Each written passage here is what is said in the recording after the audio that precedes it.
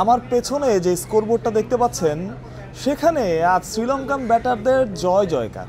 আবার ঠিক একদিন আগে অর্থাৎ গতকাল সেখানে ছিল শ্রীলঙ্কান বোলারদের জয় জয়কার। অর্থাৎ বাংলাদেশ যখন ব্যাটিং করেছে তখন উইকেটটাকে মনে হয়েছে একদমই বোলিং ফ্রেন্ডলি, মুভমেন্ট করছে, বল স্পিন করছে, উইকেটে দাঁড়ানো যাচ্ছে না, বাংলাদেশি ব্যাটাররা খেলতে পারছে না এবং দুই দলই আসলে স্বীকার করেছিল তখন যে উইকেটটা একটু সারপ্রাইজিং। কিন্তু বাংলাদেশ দল যখন বোলিংয়ে গেল, শ্রীলঙ্কা যখন ব্যাটিংয়ে আসলো তখন আমার মনে হচ্ছে উল্টো, যে এখানে ঘুমিয়ে ঘুমিয়ে ব্যাট করা যায়। আমি একজন শ্রীলঙ্কার সাংবাদিকের সাথে কথা বলছিলাম, অভিজ্ঞ সাংবাদিক, তিনি বলছিলেন আসলে এই উইকেটে দ্বিতীয় দিনে ব্যাট করাটা খুবই ইজি। প্রথম দিনে বোলার একটু সুবিধা পায়, তবে দ্বিতীয় দিন থেকে ব্যাটাররা সুবিধা পেতে থাকে এবং ব্যাটারদের স্বর্গ হয়ে যায় এই উইকেট। এবং এই মাঠের অতীত ইতিহাসও কিন্তু সেটাই বলে। এই মাঠে প্রথম ইনিংসে অ্যাভারেজ রান যত, দ্বিতীয় ইনিংসে তার চাইতে বেশি। আবার 3 নম্বর ইনিংস থেকে রান কমতে শুরু করে, 350 যেটা দ্বিতীয় ইনিংসে হয়, চতুর্থ ইনিংসে সেটা 200-র কম। অর্থাৎ বুঝতেই পারছেন এখানে একটা ট্রিক, দ্বিতীয় ইনিংসে ব্যাট করা। প্রথম ইনিংসে যদি টসে জিতি তাহলে ব্যাটিংয়ে নেমে দল, তবে প্রথম দিনটা কোনো মতে কাটিয়ে দেবে, উইকেটে টিকে থাকবে, দ্বিতীয় দিন থেকে রান তোলা শুরু করবে। শ্রীলঙ্কাকে আজকে আমরা দেখেছেন পজিটিভ ক্রিকেট যাকে বলে সেটাই আসলে তারা খেলেছে।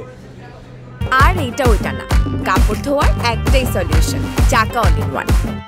প্রথম থেকে রান করেছে, উইকেট থেকে রান তুলেছে, সব কিছু যেটা প্রয়োজন ছিল সেটাই আসলে শ্রীলঙ্কা করেছে। তবে বাংলাদেশ এই ট্রিকটা মিস করেছে। প্রথম দিক থেকে গলে আমরা যেরকম দেখছি বাংলাদেশ স্লো খেলতে, এখানে একটু ফাস্ট খেলেছে বাংলাদেশ এবং বলা যায় ভুল শটে উইকেট বিলিয়ে দিয়ে আসা। সেই ভুল শটে বাংলাদেশ দল বারবার উইকেট বিলিয়ে দিয়ে এসেছে। এবং আমার পেছনে অনেক গণমাধ্যম কর্মী ব্যস্ততা দেখতে পাচ্ছেন, আমি যদি একটু সরে দেখাই, তারা কথা বলছে ম্যাচ নিয়ে এবং সবার মধ্যে আসলে সেই হতাশার গল্পটাই, যে হতাশার গল্পটা আসলে আমাদের কোনো ভালো বার্তা দেয় না। টেস্ট ক্রিকেটের 25 বছর পূর্তি হচ্ছে ঢাকায় জাঁকজমকপূর্ণভাবে, কিন্তু এই শ্রীলঙ্কাতে বাংলাদেশ দলের টেস্ট ম্যাচেই নাজুক একটা দশা। সেটা বলে বাংলাদেশ দলের 25 বছরের টেস্ট ক্রিকেটের হতাশার গল্পটাই।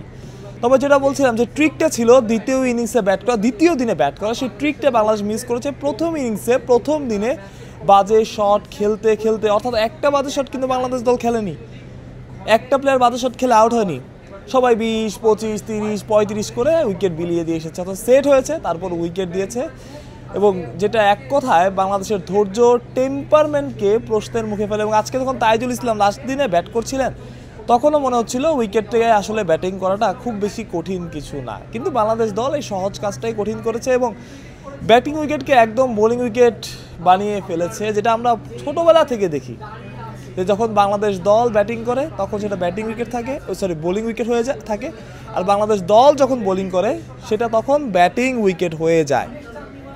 এই হচ্ছে বাংলাদেশ ক্রিকেটের অবস্থা, যেটা আমাদের হতাশার জন্মই দেয়। তবে গল টেস্টে এত ভালো খেলে আসার পরে কলম্বোতে যখন বাংলাদেশের এই দশা একটা টেস্ট ম্যাচ এবং কলম্বের ইতিহাসের পুনরাবৃত্তি বলা যায়, 3টা টেস্ট খেলেছে এর আগে, 3টার মধ্যে 2টাতে ইনিংস ব্যবধানে হার, তখন আসলে কষ্ট লাগে, খারাপ লাগে, হতাশ লাগে। টেস্ট ক্রিকেট 25 বছর কতটুকু এগুলাম আমরা, কতটুকু, প্রশ্নটা থেকেই যায়।